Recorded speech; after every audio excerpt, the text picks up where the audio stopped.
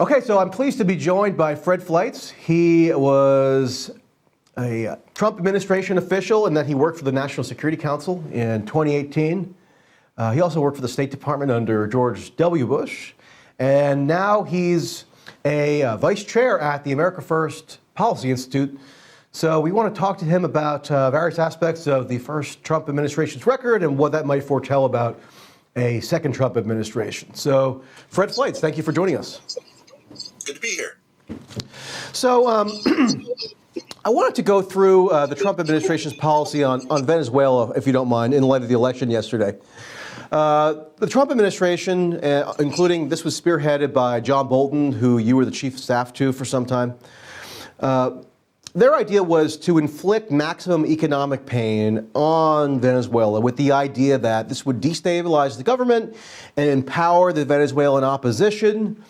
And eventually you could have instituted in Venezuela a more America-friendly government and oust, the socialists or the leftist rulers under Maduro and Chavez, which had been in power for quite a while at that point in Venezuela. But it seems to me, especially with Maduro yesterday having declared victory in the election, and we could, call into doubt whether the results are legitimate. I'm not there. You're not there, so I haven't been observing the polling stations to see whether everything is above board electorally in terms of vote administration in Venezuela. But regardless, the Central Committee that runs election administration in Venezuela declared Maduro to be the winner. And so now, at least if the current trajectory holds, he's going to be in power for another 6 or something years, at least. And it would seem that this strategy on the part of the Trump administration to batter Venezuela with maximum sanctions and attempt to impose regime change, and much of these same policies were then replicated or continued by the Biden administration, which reimposed many of the Trump-era sanctions on Venezuela. It seems like it's been a manifest failure to me, even by its own terms or by its own stated criteria for what the goal would be of the policy. What am I missing? Well, it's great to be here. I just want to add that I spent most of my career with the CIA as an analyst, and I broke with John Bolton, resigned from his staff, and denounced him when he wrote his tell-all book against President Trump, just to set the record straight. Look, we had this corrupt election in Venezuela. We've been seeing this since 2000. There's nothing wrong with the United States government trying to push Venezuela in the right direction. But I think under an America First approach to U.S. national security, we really have to think about what is really in our strategic interest. And I think putting pressure on Venezuela to move them in the right direction is fine. But look, when Bolton was in office, he was implying to the Venezuelans we might use military force against the country. And I think there's something similar being thought of by the Democrats, that there should be some type of U.S. intervention in the country. I'm not for that. Some pressure is fine, but I also think we have to realize we're not the world's policemen. We can't solve every problem. And this one, frankly, I think for the foreseeable future is not something the U.S. can solve. I'm glad you gave that clarification of you breaking from Bolton when Bolton was authoring his book, because, I believe, correct me if I'm wrong, but didn't the Trump DOJ attempt to block publication of that book on the grounds that Bolton was revealing unapproved, classified information or sensitive information? But just to clarify for my own knowledge, have you broken with Bolton on any substantive policy level, or did you just object to him taking on an adversarial posture with respect to Trump after he left his post at the National Security Advisor? Because at that time, you were Bolton's chief of staff, right? So, in the years that have transpired since, have you discovered any policy differences with Bolton, or was it just kind of more personal in relation to his stance toward Trump just as a persona? Well, I'm glad you asked. In mid-2019, I was on Tucker Carlton's show, good friend of Glenn Greenwald's, and I think Tucker had me on because the next day in June of 2019, the U.S. was scheduled to bomb Iran after it shot down a drone. You may remember that almost all of Trump's national security staff, except for my colleague Keith Kellogg, thought this was a great idea. But at the last minute, Trump said it would be disproportionate to kill a couple hundred Iranians because they just shut down a drone. Now, Tucker had me on thinking he was going to beat me up because I had been Bolton's chief of staff and I probably supported bombing Iran.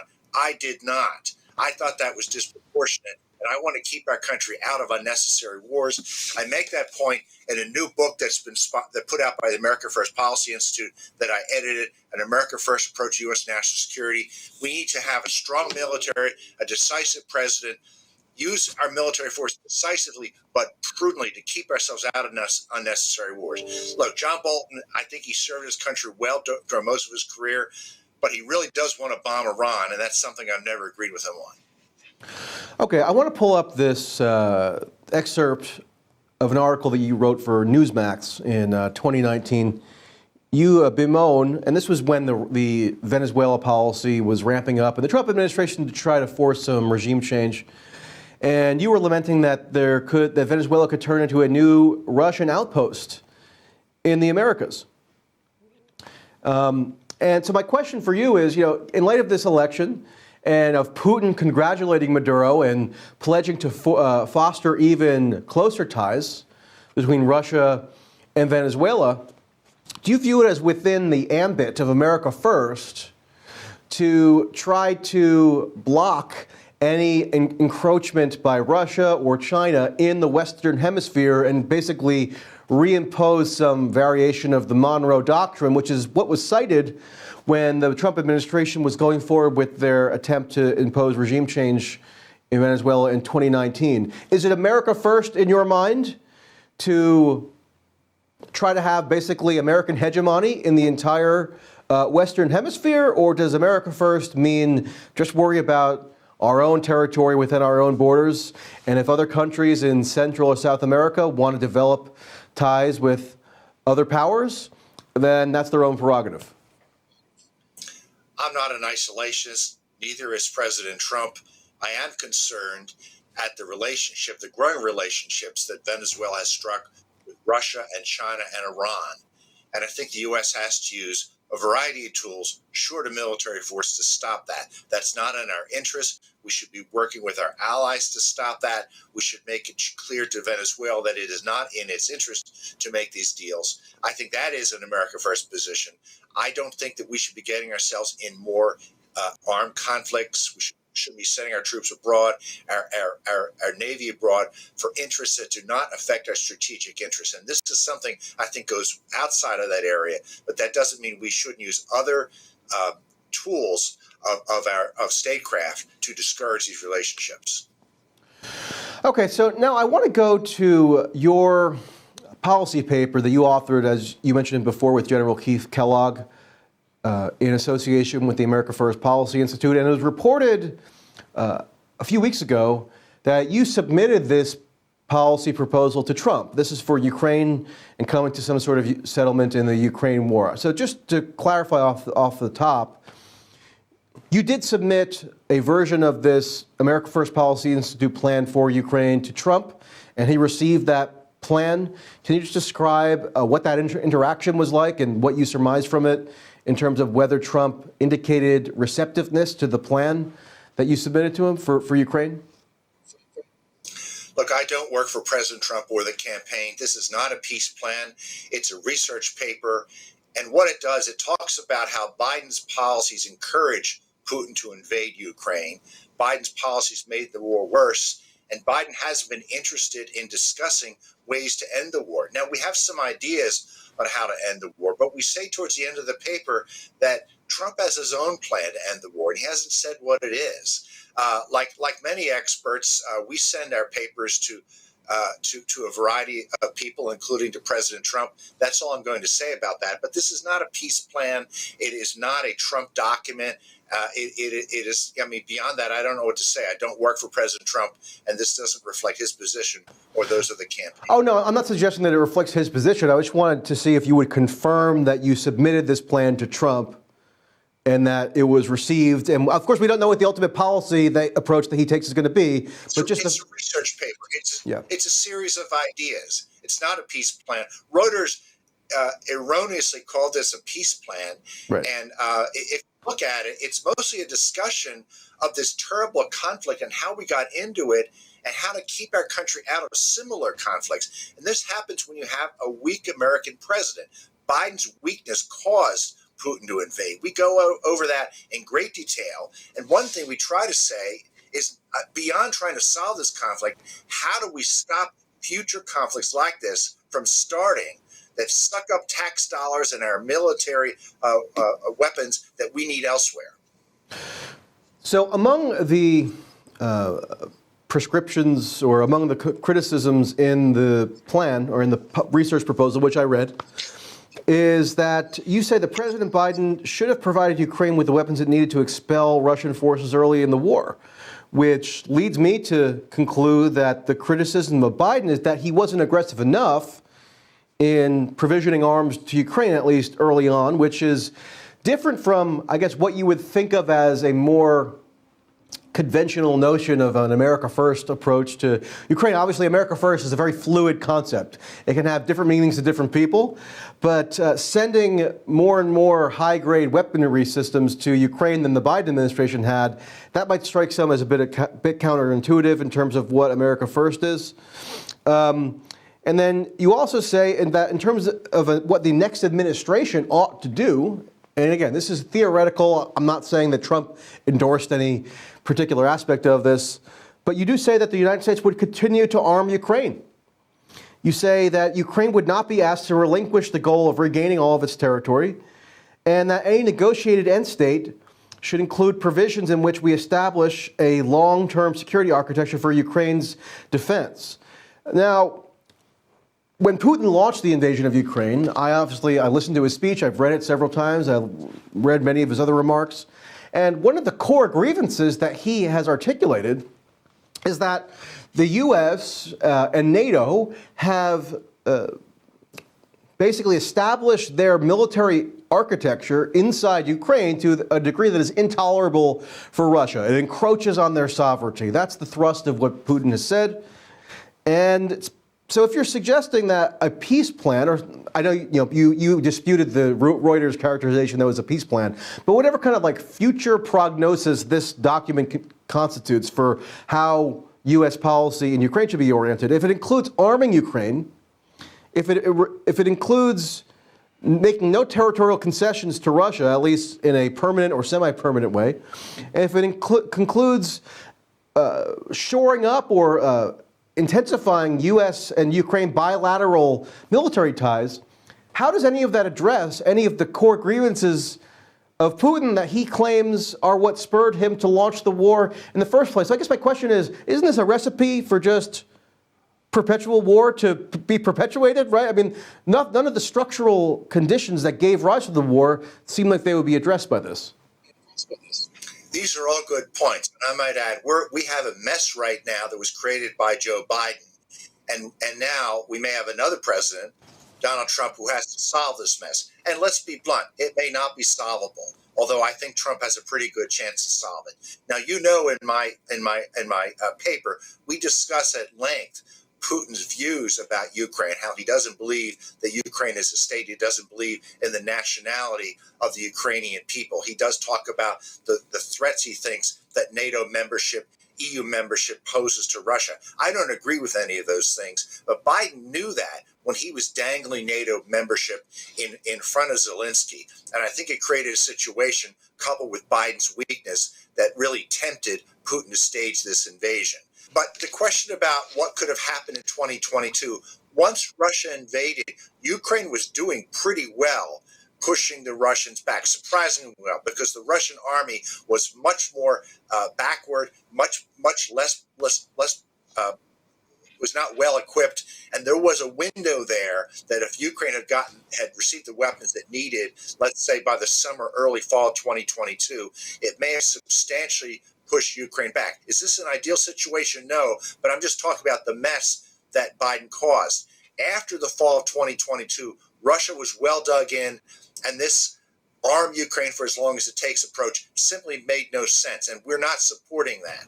I do think that we should take NATO membership off the table, which is in the chapter that you read, because I think that's too provocative to the Russians to start negotiations. And I think that to get Ukraine to come to the table, we have to make some kind of agreement to arm Ukraine to stop Russia from invading. It's not a perfect situation, but I think this is the best way to stop this conflict. I'm with Donald Trump. We have to stop the killing and resolve this through negotiations.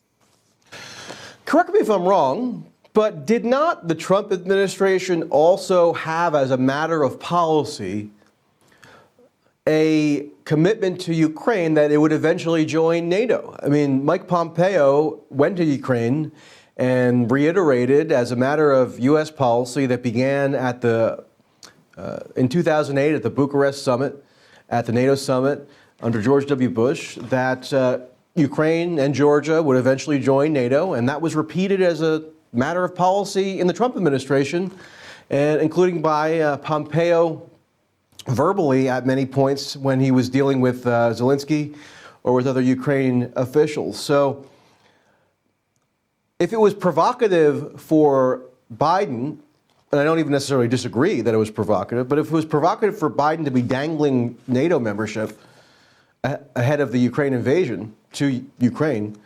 was it also not provocative for the Trump administration to be retaining that same policy? Maybe less flamboyant in their expression of it, I suppose, but it was the same policy fundamentally, wasn't it? No, it wasn't at all. I think flamboyant is a good word to use here. Trump believed in a working relationship with U.S. adversaries and talking to them. Biden hasn't talked to Putin since February 2022. And my understanding is that it was not Trump's position to extend NATO membership to Ukraine, although I haven't asked him this. But it's pretty clear the U.S. wanted to find a way to get along with the Russians, to talk with them. I was on the plane on Air Force One when we went to Helsinki for Trump's meeting with Putin. I think this is going to be a big difference between the Biden administration and the Trump administration. There's going to be tough policies towards our adversaries, but there's also going to be dialogue. There's going to be an effort to work out our differences and lower tensions through negotiations. We're not going to have an American president likening Putin to Hamas and calling him a war criminal. And Trump has made it very clear that's not productive. It's not something a president of the United States should be doing. Russia has the largest nuclear arsenal on earth. We have to find a way to be tough with Russia, but also to live with Russia. Okay, I want to play you a clip. This is Donald Trump in July of 2023 being interviewed by Maria Bartiromo, and he gives his prognosis for a future negotiation with Zelensky and Putin. So let's hear that. What I'm saying is that I know Zelensky very well and I know Putin very well, even better. And I had a good relationship, very good with both of them. I would tell Zelensky, no more, you got to make a deal. I would tell Putin, if you don't make a deal, we're going to give them a lot. We're going to give them more than they ever got if we have to. Okay, so that sort of lines up with your critique of Biden in that you're saying that Biden and others have echoed this critique, that Biden did not expedite weapons to Ukraine quickly enough in the early phase of the war. And Trump is suggesting there that he might be even willing to escalate in Ukraine in order to force some sort of settlement, including by threatening Putin that he would send more weapons to Ukraine than ever before. Right? So could you imagine that in service of achieving some kind of settlement to the war, Trump famously says he can solve the war in 24 hours, although he gives no details on that, but could a way that could be achieved, could that possibly be actually escalating the warfare in Ukraine and removing some of the constraints that maybe Biden has imposed, whether it's striking targets inside Russia or certain longer-range missile systems being deployed to Ukraine? Trump suggests that might be one of the tools in his arsenal to potentially put pressure on Putin. But that would be sort of ironic because, if you look at the conventional media depiction of America First or MAGA Republicans, everybody kind of assumes that they're against Ukraine or whatever, right? Which is silly. But it could be the case that Trump, if he were to get back into office, might well escalate in Ukraine and, supposedly, or potentially to achieve an expedited conclusion to the war. But still, an escalation in Ukraine would be very, very serious, and it could potentially spiral into any number of directions. So is that an accurate assessment of what Trump potentially might be looking to do? Again, this is all hypothetical, but what do you make of that? Well, first of all, I would say the Biden administration sees the war against Russia for virtue signaling, basically to call out the Russians. There's been no interest by Biden in ending the war. And why would Zelensky want to end the war when the U.S. doesn't want to end the war? It's not a coincidence of 4 successive presidents, Bush, Obama, and Biden. Russia invaded neighboring states, but not during Trump, because of Trump's leadership and because he was a decisive president. I think if Trump is elected, it's going to be a whole new ballgame. I think Putin will deal with him. I think Putin will respect Trump as president. We'll see a president prepared to restore American deterrence and strength. And he's going to be tough with Zelensky. He's going to tell Zelensky, time is up. We're not going to provide you weapons forever. You must enter peace negotiations. I might add, I'm not speaking for President Trump. I'm not part of the campaign. But my prediction is this would be the approach. I think it will be well received. And I think Putin will be told that there will be consequences if he doesn't agree to negotiate. But I think he will negotiate because Trump wants to improve relations with Russia. Biden has no interest in doing that. He wants to use Russia as a punching bag. That has to end. The more we do that, the more we push Russia towards China. It's a really ridiculous position that's undermining global security. I think Trump has it right in making a priority of ending this war as soon as possible. So would that include rolling back the sanctions that have been put on Russia under the Biden administration? Like in terms of integrating Russia back into the international system, you would probably have to eliminate some of these incredibly overbearing sanctions that have been imposed on Russia.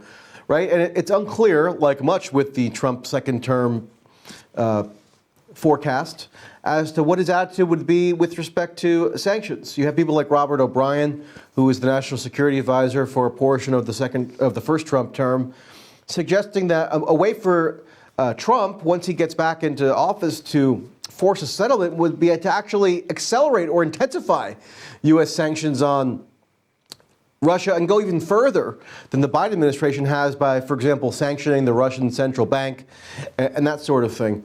So Trump could escalate arming Ukraine. He could escalate the sanctions regimen that's been put on Russia. This is quite a lot of escalation potentially. Obviously, we can't say with certainty what he would do, right? Because a lot of it is kept under wraps. But do you see any potential where this approach ends up seriously, escalating the war and maybe doesn't produce the peace settlement or the ceasefire that some are claiming it will result in? Otherwise, I'm asking you, what are the downside risks of this sort of approach? Well, I think Trump is a deal maker, and you don't go into a deal not offering both parties something. And I think in all likelihood that there would be some offer to lower some sanctions on Russia. But what I argued with General Kellogg in our article is that Russia will not have a normal relationship with the rest of the world, the United States and Europe, until it strikes an agreement with Ukraine that's going to return all of its territory. And that may not happen until Putin leaves the scene. But I think that there's a real possibility of ending this war, beginning negotiations. I don't think Ukraine should give up its territorial claims to get back its territory. But practically speaking, that can't be done right now. Ukraine is not going to use force of arms to take back its territory. It's going to lose a whole generation of young men fighting a hopeless war of attrition. I think that's immoral. And we have to find a different approach. There's people on the right and left calling for that right now. I think that's where Trump will be. All right. Well, Fred Fleitz, thank you for joining us. And maybe we'll talk again sometime soon. So appreciate it. Thanks for watching this clip from System Update, our live show that airs every Monday through Friday at 7 p.m. Eastern exclusively on Rumble. You can catch the full nightly shows live or view the backlog of episodes for free on our Rumble page. You can also find full episodes the morning after they air across all major podcasting platforms, including Spotify and Apple. All the information you need is linked below. We hope to see you there.